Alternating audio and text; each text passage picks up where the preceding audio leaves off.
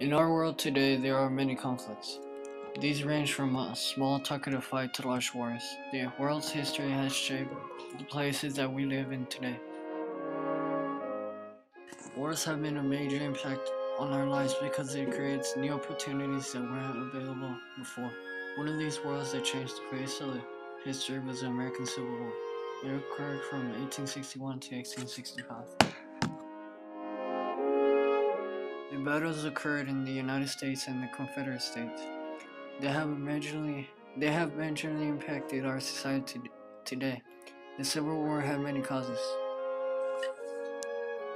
Major ones were slavery, states' rights, the election of Abraham Lincoln, and territory disputes. Although slavery is the most noted factor of the Civil War, it is not the only significant aspect. It also had one of the biggest ending conclusions. Slavery was around long before the Civil War. It started becoming very common or well known in the Americas after Christopher Columbus discovered the New World. Slaves were throughout all of America at first, until the South states, Louisiana, Mississippi, Florida, Alabama, Georgia, and Texas, seceded from the North in 1861. Later that year, the South creates their own government ran by Jefferson Davis.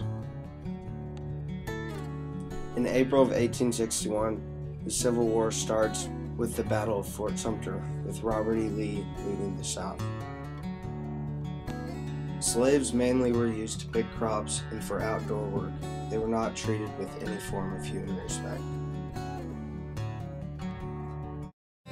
Slaves were given one meal per day, usually at night. They slept in a small barn or stable, usually holding 20 to 30 slaves. They were not given any sheets or mattresses. They used hay as their bed and their sheets. One of slave owners' worst fears were smart slaves. They did not like smart slaves because if they could talk English or understand people, they could communicate with the outside world, which led to escaping. If a slave escaped and were caught, they would be whipped. One aspect of the Civil War that is often misunderstood is the aspect of states' rights. Part of the reason for that involves the fact that many people don't truly understand what states' rights are. Even today, individual states have rights aside from the federal government.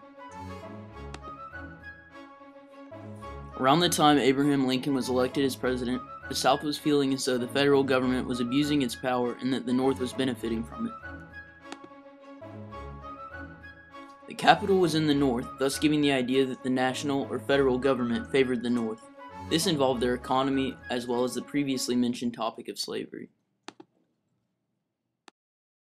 Those in the South favored the traditional mindset of the Articles of Confederation, a loose linking of the states giving much independence and individualism to the states.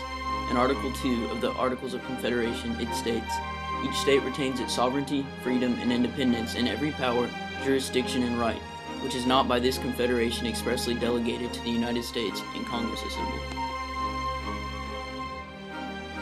10 years later, in 1787, the Constitution was written, supporting a more unified nation under the power of the crucial topic for many years, as over 70 years later, after the Constitution was written. The South was still unhappy, feeling as though the federal government, located in the North, didn't have their best interests at heart. The South still felt slighted.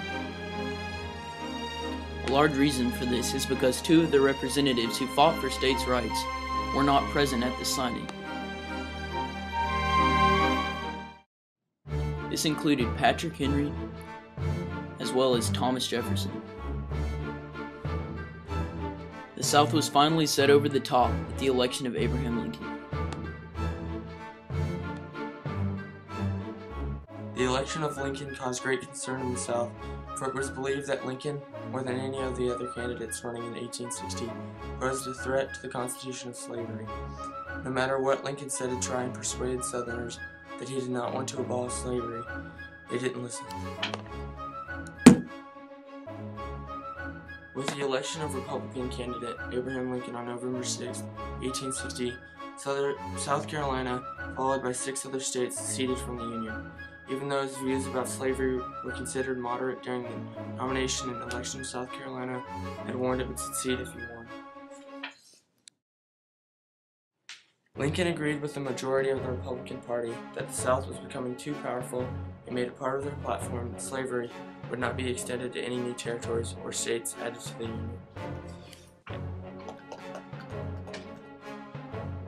The United States presidential election of 1860 set the stage for the American Civil War. The nation had been divided throughout most of the 1850s on questions of states' rights and slavery in the territories. In 1860, this issue finally came to a head, fracturing the formerly dominant Democratic Party into Southern and Northern factions, and bringing Abraham Lincoln and the Republican Party to power without the support of a single Southern state. As like in many wars, territory disputes are a major cause of the beginning of these fights. They are a big influence to the start of a conflict. In the American Civil War, territory disputes marked the start of the war. The South had different opinions about the states that would belong to each country after the Confederacy seceded.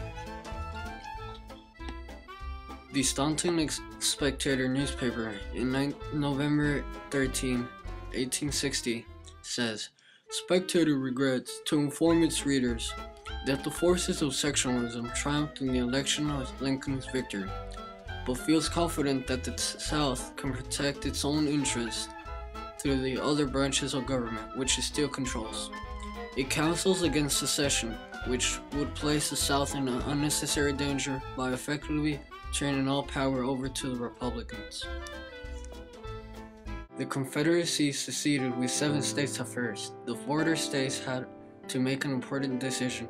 After April 1861, 4 more states were added to the Confederacy. The main states to accept the Confederacy views about the conflict were the Southern states. Because of their economy and lifestyles that were based on slavery, cotton fields and states make their own laws.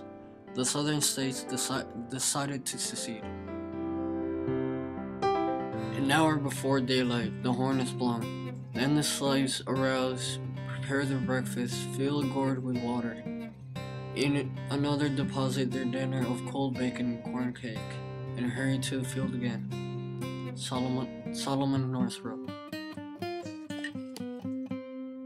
Because of the very different views from the Union and Confederacy, all the states have different opinions.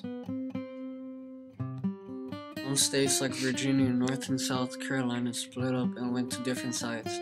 Others, like the border states, were forced to make a decision that caused their relationships with other states to fall apart.